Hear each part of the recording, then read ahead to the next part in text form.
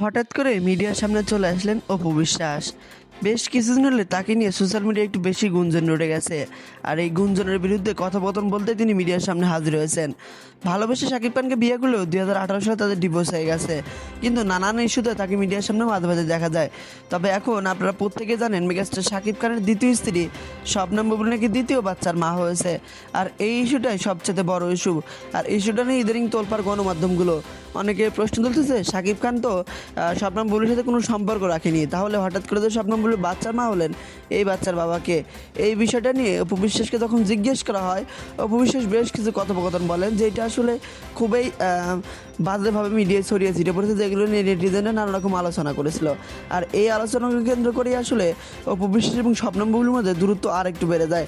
আর অপু বিশ্বাস এবং শবনম বুবলীর বেশ কিছু কথোপকথন কাটাকাটি হয়, যেগুলো ইতিমধ্যে সোশ্যাল মিডিয়ায় ঝড় তুলে দিয়েছে। তো চলুন আমরা সেই কথোপকথনগুলো একটু মনোযোগ দিয়ে শুনে আসি। শোনার পরে আপনি আপনার গুরুত্বপূর্ণ মন্তব্য ভিডিওর কমেন্ট বক্সে জানাতে ভুলবেন না। আর অবশ্যই ভিডিওটা শুরু থেকে শেষ পর্যন্ত দেখবেন, কারণ ভিডিওর মধ্যে কী কথোপকথন বললো যদি ভিডিও শুরু থেকে শেষ পর্যন্ত আপনি না দেখেন তাহলে কোনো কিছুই বুঝবেন না। তো চলুন আমরা আগে সেই কথোপকথনগুলো একটু মনোযোগ সহকারে শুনে আসি। ছাড়া, সোশ্যাল মিডিয়া ছাড়া, ফোন ছাড়া থাকি, সেটার জন্য আমি ক্ষমা প্রার্থী সবার কাছে। কিন্তু আপনারা সব সময় আমার অন্তরেই থাকেন। এটা হয়তো আমি হয়তো লেট করে হলেও টেক্সট দেখি বা টেক্সটে রিপ্লাই করি, বাট এটা আমার মনে হয় একটা বদ অভ্যাস যে আমি ফোনে আমাকে অনেকে হয়তো রিচ করতে পারে না, বাট এটা আমি ওভারকাম করতে ট্রাই করছি 2026 ইনশাআল্লাহ। অভ্যাসটা যেটা পছন্দ করে ভাইয়া বললেন সেটা হচ্ছে যে হয়তো বা আমি কমিটমেন্টের জায়গাটাতে খুব সিরিয়াস। এটা আমি ছোটবেলা থেকেই আমার মনে হয় যে আমি কাজের ক্ষেত্রে বা যে কোনো কমিটমেন্টের ক্ষেত্রে আমার মনে হয় যে আমি খুব সিনসিয়ার ভাবে সেটা মেনটেন করতে চেষ্টা। ফোন ফ্রিক না, আমি খুবই ঘর কোনো একজন মানুষ।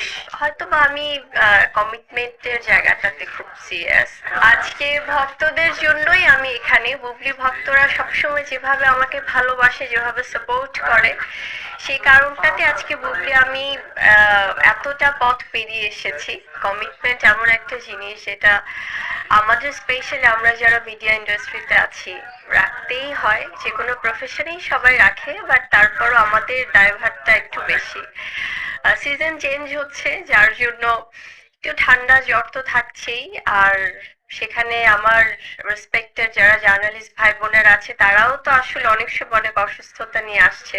এবং আজকে আমার জন্য অনেক স্পেশাল একটা দিন আরো একটি কারণে, সেটি হচ্ছে যে আজকে আমাদের সিনেমা ইন্ডাস্ট্রির, ফিল্ম ইন্ডাস্ট্রির আমার অভিভাবক, আমাদের সবার পছন্দের বাংলা ফিল্ম ইন্ডাস্ট্রির একটি দুর্দান্ত অধ্যায় যাকে বলা হয়, আমাদের সবার ভালোবাসার মিশা সওদাগর স্যার আছেন আমাদের সাথে।